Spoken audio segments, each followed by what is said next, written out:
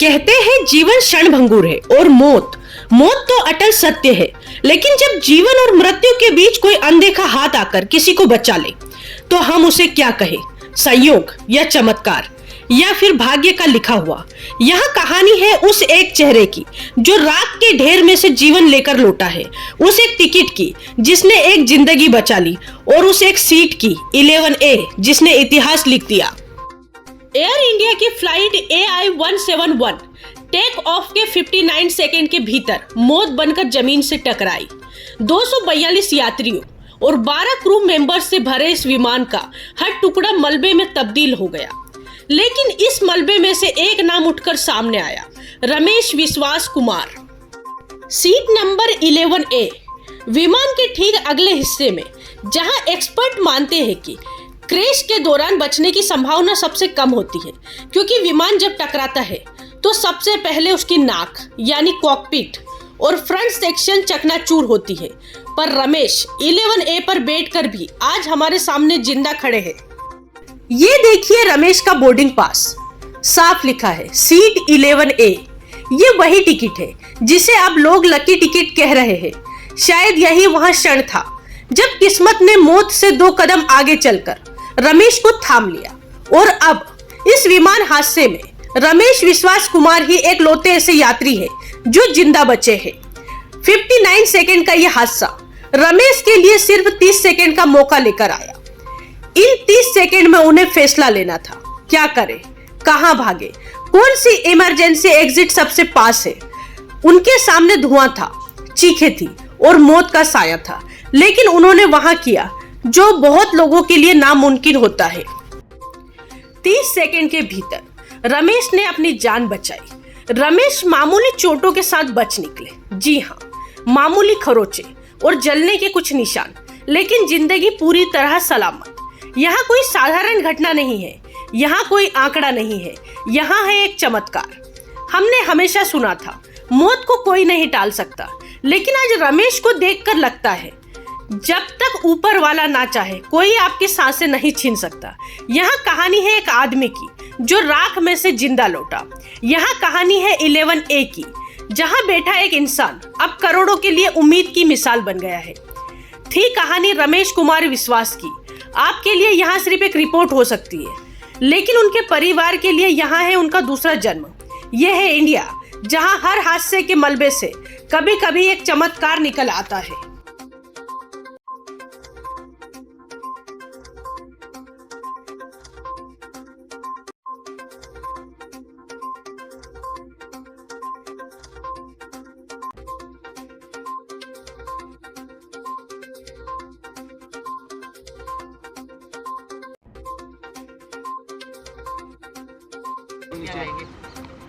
I'm totally shaken by the incident that has happened today near Ahmedabad airport.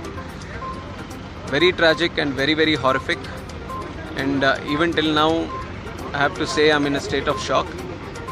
When the event happened, I was in Vijayawada doing the review of that airport and attending one state program. But the moment I got to know this incident happened, I wanted to be here physically at the site, try to find out more about what happened and what needs to be done.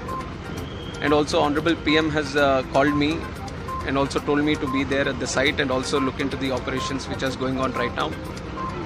And right now, if you ask me, I can only think about the passengers, their families, what they might be going through, and especially the civilians also who are there near the crash site.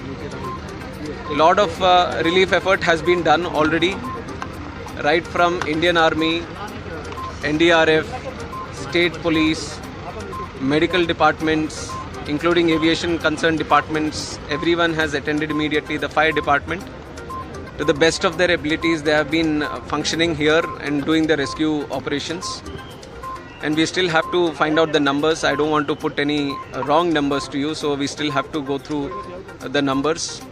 And my condolences, my prayers, my thoughts with the families of the bereaved.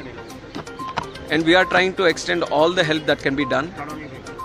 And even our Honorable Home Minister is also coming to inspect the site right now. He will be coming here. We will go through another round of inspection. We'll talk to some of the people who are here and all the teams that are here. And then we are having one meeting at the Circuit House. Circuit House, Annex. So we will be discussing some more things there. Maybe once we go through all these discussions, I can give you some more information.